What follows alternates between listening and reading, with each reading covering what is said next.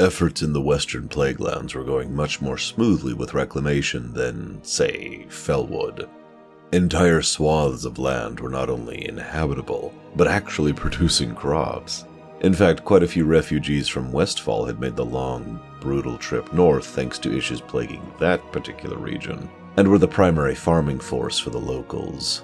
The Cenarian Circle was behind the successful recovery of the surrounding land, studiously ignoring the nearby conflict between Forsaken and Alliance forces per their usual mandate. They were having issues with one of their own, though, a new troll druid named Zenkiki who was having problems getting his shapeshifting to work properly. They were supported by Hearthglen, since cleared of the Scarlets by the Argent Crusade, and serving as the primary center point for Argent coordination worldwide. Not that the Argents were bereft of issues. The champions who journeyed there were sent on a sort of a pilgrimage to a tower east of the city, the very site where Fordring's son Talon was slain. Not only were there a large number of Red Pine Gnolls harassing the area, including the local mill, but they were also practicing undead magiry.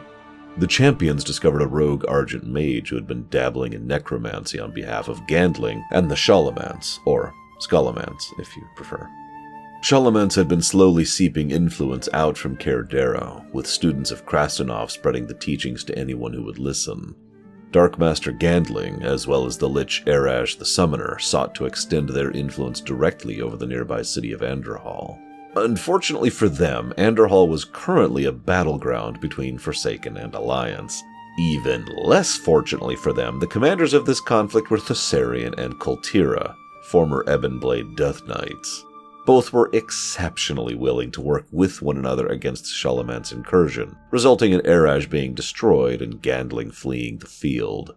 In the wake of this, the conflict ground to a halt as both Death Knights sought something closer to a truce than a battle, until Sylvanas personally infiltrated her own forces and sabotaged the truce, forcing fighting to continue. The battle for Anderhall went the Forsaken's way and the Alliance retreated, and Sylvanas imprisoned Kultira for his actions, seeking to discipline him and strip him of his free will to better serve her. And speaking of evil, the Shalomance was once the high manor of the House of Barov, wealthiest landowners in Lordaeron by far. Caerdero, Brill, South Shore, and Taran Mill all once belonged to this opulent family, who naturally grew bored with their status and instead pledged themselves to Kel'Thuzad back when the mage was building the Cult of the Damned just prior to the Third War. This forged the Necromantic School of Learning as one of the primary Scourge headquarters for the entirety of Lordaeron, and in the long years since, hundreds of hopeful supplicants had journeyed there to learn what they could about the art of death. But self-interested students weren't the only ones to journey here. The champions followed the trail of Lillian Voss, who had since infiltrated the Shalomance in her ongoing quest to remove the evils of undeath from the world. And for some reason, a talking skull accompanied both. Instructor Chillheart had actually gotten her career started in Northrend, and at the Scourge's dissolution had journeyed south to continue teaching young hopefuls. Jandis Barov was a skilled illusionist even before turning to the Cult of the Damned, and loved to craft counterparts to herself to mess with the minds of her students.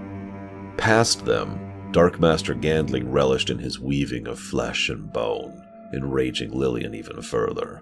As she pursued the necromancer, a lumbering bone monstrosity, Rattlegore, was left in the champion's path. This bought Gandling time to lure Lillian into the specially crafted ritual runes that trapped and enslaved her, forcing her body and then her soul to turn upon the champions. Between the two, they were able to restore Lillian to herself, but that left her battered and on the verge of true death. It would take Lillian years to recover from this trauma.